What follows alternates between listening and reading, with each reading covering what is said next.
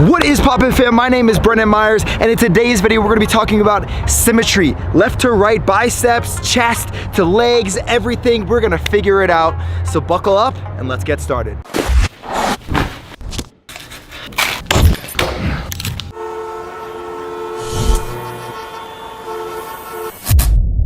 So when we talk about symmetry, first of all, I'm gonna give you an example. I've done a video of this a long time ago about how to make one side look the same as the other. First, here, let me just show you mine. Look at this bicep insertion here, and look at the bicep insertion here. This might mean a different origin or the way it's structured on my bones, whatever. It might be a little bit different. That's okay. No, I've never torn my bicep, but to someone that is really well versed in strength and conditioning or exercise physiology, they might say, oh, you must have torn something. But that's not the truth. The truth is my body's just developed over time this way. And many times it comes from habits when we were younger. And if you are young, if you are in your teenage years or even your early 20s, you have an opportunity right now to even change those habits, which will then affect your musculature and the way it looks. And that's the truth. So you ever seen winging where one scap's maybe a little bit wider or a little bit upward rotation and one scap's here? I'm talking about your back, right? Well, a lot of this stuff comes down to posture and how are you standing? How are you sitting? How are you sleeping? All these different things take a huge part in your musculature, your body, right? Look at my legs. My legs are pretty symmetrical, right? But actually, one leg is that much longer than the other. And I found this out by my mom about two years ago. I almost ran into a wall, to be honest. I was so pissed. No, I'm kidding. But the way you got to approach it is, I'm gonna give you some tips here, okay? Number one, if one side of your body is bigger than the other and you're a little bit younger, look at your posture. So number one, look at your posture. Look at the screen, you see posture. Number two, you wanna focus on how you're sleeping. That's part of number two. And then also how you're sitting. So everything is gonna be a neutral spine. You wanna try and keep your chin suspended here, your neck suspended, and making sure that your back's not like this. It's not overarching here. I'm not gonna use any science terms because half of you might not even understand it. So you don't want your back to be arching. And also when you're training, number three, how are you working out? Are you doing movements when you're doing pull-ups? Are you like this? Or are you staying tight with your core and pulling correctly? All these things play a huge role, okay? Also, when you are training, you wanna look at how your muscles are reacting or how your musculature is. So another example, if you're doing a pull-up, right? Or actually, if you're doing a overhead press or just something on the ground, any bodyweight train, any movement really, and you're pushing up and one shoulder is actually higher than the other, this has most likely been going on for a very long time and you haven't even seen it.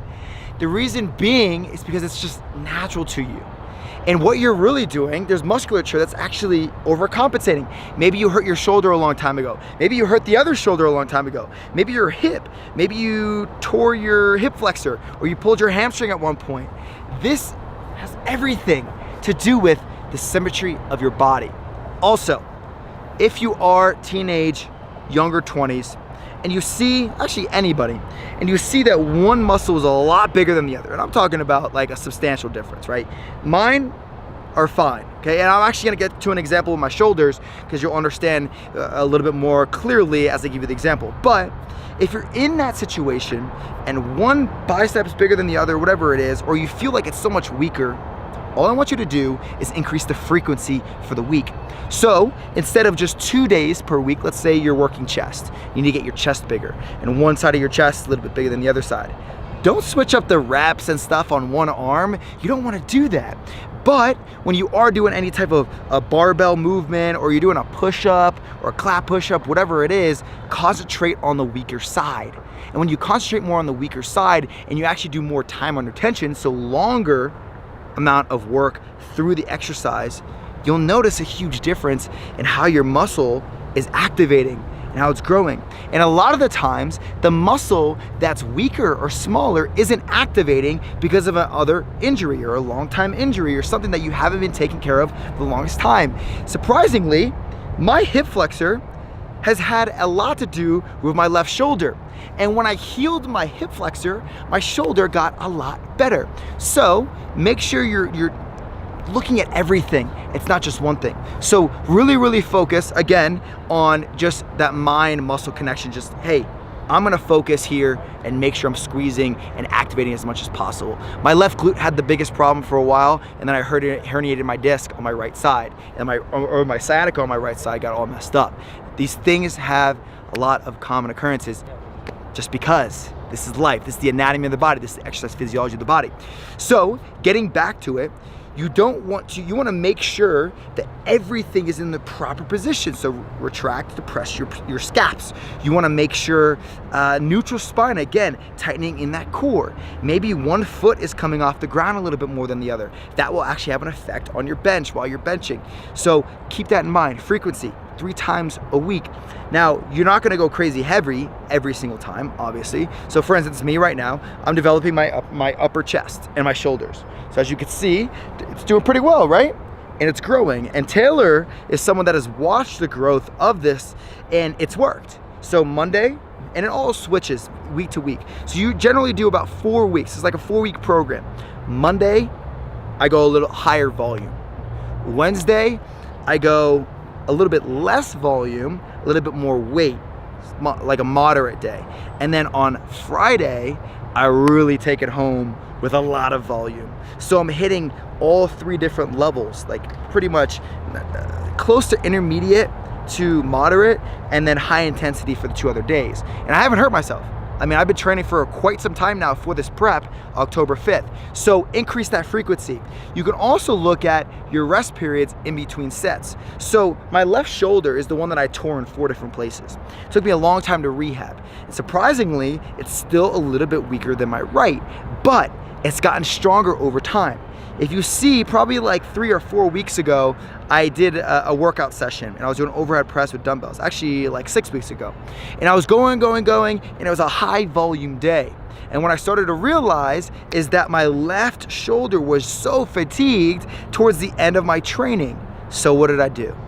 I lowered the weight a little bit, and I made sure I got the same reps in on each side, dumbbells. And I went to the dumbbells, and that's another clue or another piece of advice for you to gain some more symmetry from right to left is try a lot of dumbbell movements and controlled movements. A lot of the times when your core is really weak, your other muscles can't even grow as much. Also, a lot of the times when you're not working as much on your legs, the other muscles in your body aren't able to gain as much muscle as you would like them to. It all comes down to growth hormone, it comes to testosterone, there's so many different things. The recruitment involved in leg days is pivotal to your training for upper body. Someone on my Instagram was just mentioning to me, hey Brennan, why are you doing legs twice a week? That doesn't make any sense. You're doing men's physique, you don't need legs. Wrong. The reason why I've grown so much is because I've incorporated legs again. It recruits a lot more. It's a lot more energy output. What happens when ATP output is through the roof? You know, creatine is a huge involvement in that. It increases ATP output. So during your workouts, you can actually train harder for a longer period of time. So actually I'm conditioning my body. I'm conditioning my upper body to be able to push more weight or pull more weight. So that frequency is super important because you're also conditioning your muscles. And this is one of the main things that I'm going to say is that if your muscles are not conditioned, a lot of the times it's going to translate to how big they're going to get. That's why when you look at proper training programs, they involve muscular endurance, they involve hypertrophy training, which is building size, and then also strength and power. And when they don't incorporate all these different things, you see it in the results. You take one test subject, you take another test subject, and one person has imbalances, the other person has imbalances, and one person is just focusing on hypertrophy training and strength training, and then the other person is focusing on all 3 styles of training. Guess what? If you have the muscular endurance, what do you think is going to happen if you're pushing more weight for 8 to 12 reps for hypertrophy? It's going to be, you're going to be stronger. You're going to be at that 11 and 12 reps next level rather than this guy. So what's gonna happen? Your symmetry is gonna be a lot better. Also, I highly suggest if you're dealing with symmetry problems with your calves to your quads, suck it up. Honestly, suck it up. Look, my calves aren't that big, right? They're not. I mean, they're not small, but my quads and actually my hamstring, you can see my hamstring to adductor area, like how big it is, right? All I've done is sucked it up. I said, okay, I am gonna train my calves, I'm gonna work on my calves, but look, I walk 10,000 steps a day. I do cardio on the stair stepper. I sprint, I jump, I do plyos, I do a lot of legs. Like, my calves, they've always been what they've been. Maybe they got a little bit bigger, but that's pretty much it. The way I look at it is, okay, it is what it is. And many of us, in times like that, even with my bicep, I have to say it is what it is. If I was pissed off that my right bicep was shorter than my left, there's no way I would still be on earth. There's no way. Because I would have drove myself absolutely insane. My mind would be elsewhere. But the truth is, this can never be different. Even my abs, they're a little bit different, right? I have one side that you could see a little bit more of my abs, right? Even my lat spread, it's a little bit different. But that's why you can manipulate the way people see things, right? So keep all these different things in mind. Increase your frequency, get your rest, great posture. You don't want injuries. A lot of the times, these things can actually lead to injuries if you don't fix them or if you don't work towards them. And it's not gonna come easy. Consistency and dedication. These two, your best friends, scissors, cutting through life. I'm telling you, if you're not very, very serious about this and you're not serious about fixing your symmetry or your whatever your deal is, then it's not going to happen. And you're gonna see more and more problems. So fix it now. And that's pretty much all I can say. Anything else that I should say, Taylor? I think you covered it all. Everything? Yeah. So, first of all, don't worry so much if it's something that is just like your musculature, like that's how it is. Number two, just to summarize, make sure you're hitting that frequency.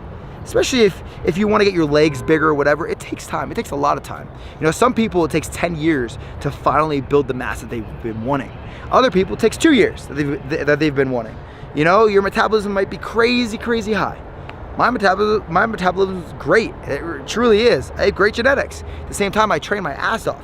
He can attest to it. He watches me every morning, 6 a.m. Every morning. So it's all about your focus and really focusing on that muscle. And that's another thing. Focus on your muscle as you're moving. All right. So thanks for tuning in for another video. I really am enjoying these type of videos. You enjoying them? Yeah, they're super fun. I get to spread my knowledge of exercise physiology. I will say this. You can build symmetry with weights and with bodyweight training. And I don't want you to misconstrue anything that I've said in this. Is misconstrued a fucking word? I don't even know. Yeah. I don't want you to miss what I'm saying. That's all I'm saying. When you're doing any bodyweight movements, it's just, again, it's mind-muscle connection. If you feel like one side's more activated than the other, focus more on that right side that you need to be working. And it's going to work. I promise you. It will work. We're not destined to have just every muscle in our body be completely different. It'll come. Just like trust the process, trust what you're doing, and it'll be all good. It's all good right here, you see? It's all good. Anyways, thanks for tuning in for another video. If you have any other questions, any videos you would like me to touch on, discuss, whatever, comment down below. Really appreciate you. Remember, if you haven't subscribed, you probably should, because we do come out with podcasts. We have all this stuff happening. Create Your Nutrition, July 30th, bada bing, bada boom. Like, come on guys, come on. Join the fam, keep on rolling, keep on grinding. Also the podcast every Tuesday and Friday. Quick Time Fridays are actually one of my most fun days ever, because I talk shit and I get to say whatever the hell I want on a podcast. I'm a mountain goat, they call me. I had actually yak today. You ate the yak? Yeah, I ate the yak. How was it? It was freaking yak. Did it taste like? It's great. It's great. So thanks for tuning in. I'll see you next time. Peace. All the choices you made, did you make them again?